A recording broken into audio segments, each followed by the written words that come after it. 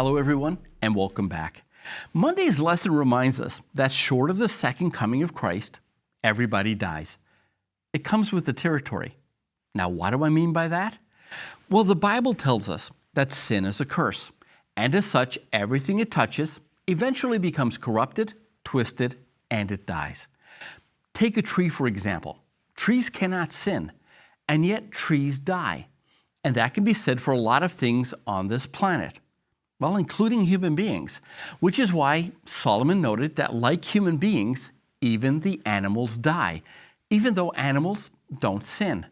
They die because they're under the curse of sin. As the Bible points out, the curse of sin affects us because of Adam's sin. When Adam and Eve sinned, it changed them, and what changed them changed us.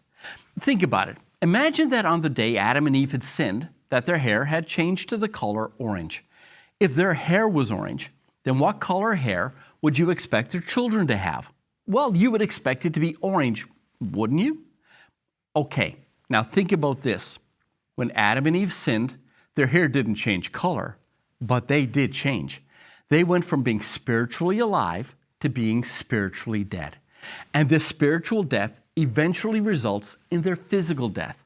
So here we have a spiritually dead man and a spiritually dead woman, and they have children.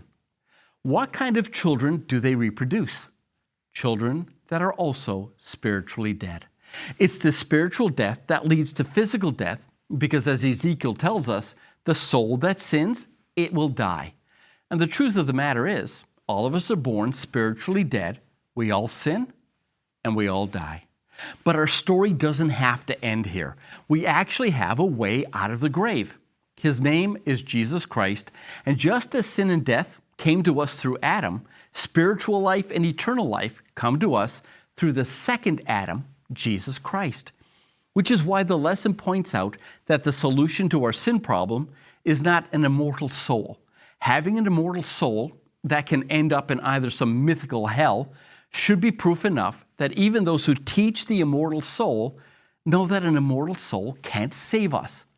Only the cross of Jesus Christ can save us. So much so that Jesus said, "If you believe in me, even if you die, you will live again." But more about that later in the week. Thank you for joining us. Have a look at your lesson. I'll see you tomorrow.